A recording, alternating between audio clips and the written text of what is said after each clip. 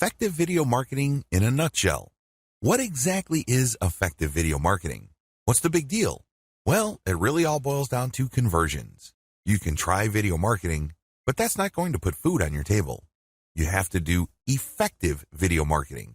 There is a difference. Effective video marketing is all about conversions. The video has to play a role in getting the viewer to whip out their credit card and buy something, or click an ad that pays you, or enter their email address or zip code into a form.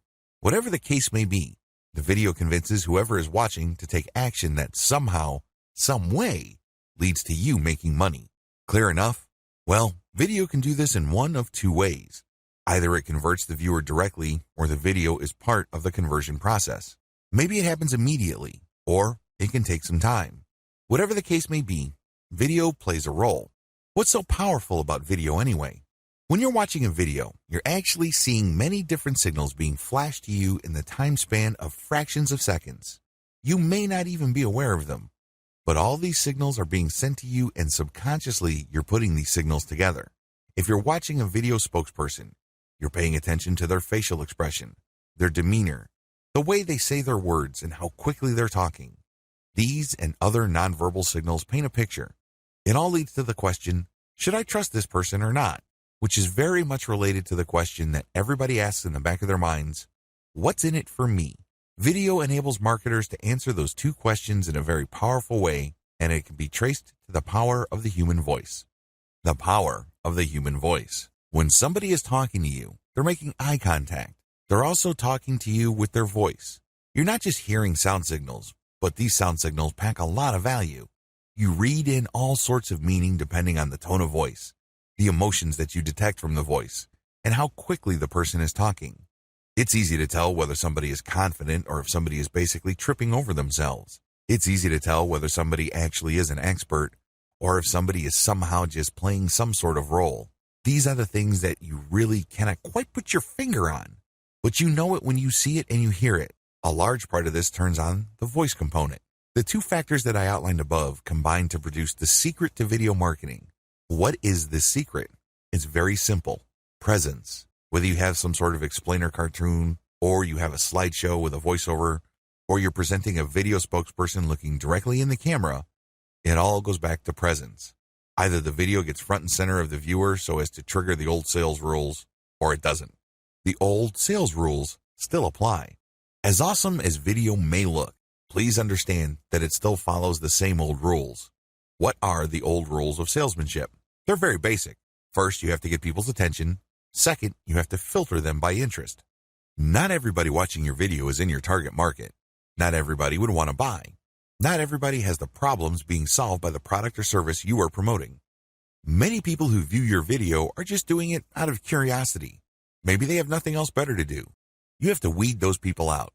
The video has to be clear in so many ways that it's only for this type of person. That's how you get interest. Also, the video has to be set up to filter people based on their interest quickly and efficiently. Next, the video has to speak to the viewer's needs. Basically, the video is saying, now that I have filtered you by your interest, you are watching this video because you have this problem. I understand that you have this problem, and here are the most common solutions to those problems. But here are the problems with those solutions. I have something better. I have something that is cheaper, faster, more convenient, more effective, and more scalable. Finally, the old rules of salesmanship direct us to call the prospect to action. You can't just tell them about a solution, get them all pumped up, and then leave them hanging. You're not going to generate sales that way. You have to call them to action, but here's the trick. You can't just say, click here to order now. That's not going to work because everybody's doing that. Instead, you have to tie the call to action with the benefit. For example, if you want to regain the beautiful and active life that you used to have before addiction, fill out this form and claim your new reality. Do you see how that works? Basically, you pack the benefits into the call to action and you do it in a way that triggers an emotional reaction. Who wouldn't want to get their old life back? Who wouldn't want to live a life of freedom? Who wouldn't want to get out from under the crushing weight of addiction or whatever problems people are facing? Video has to incorporate these old rules, and it has to do it seamlessly, quickly, efficiently, and in a compact way. Video and the rule of 8. What complicates video marketing is one reality that a lot of video marketers are completely clueless about. They don't even know that it exists. This is called the rule of 8. Some would say it's the rule of 7, but it doesn't really matter. It's all about multiple exposures. Let me ask you, when was the last time you saw an ad for the first time, clicked it, and bought something? I would venture to guess that those times are very few and far between. The truth is, most people would want to see an ad enough times for them to at least feel that it's familiar enough for it to be worth taking the risk of clicking. They click, they see what it's about, and then they don't buy anything. Then they see the ad again and again, and then eventually they click through, and then some of them would convert. The great thing about video is that you can override the power of the rule of 8. Basically, when you're promoting a video, the vast majority of people in your target market probably would not bother with it. But once you get a certain percentage to click through and the vast majority to bounce out, you would then have a few watching the video all the way through and then converting. In other words, its low click-through rate is more than offset by its amazing power to get people to dwell on the content. And the more they dwell on the content, the more they get branded and they can keep coming back. They also start changing how they feel. Their feelings start to change regarding your ads. You're no longer some sort of mysterious or unknown quantity. Instead, they feel that somehow, some way, they kind of know you. You're not exactly a stranger.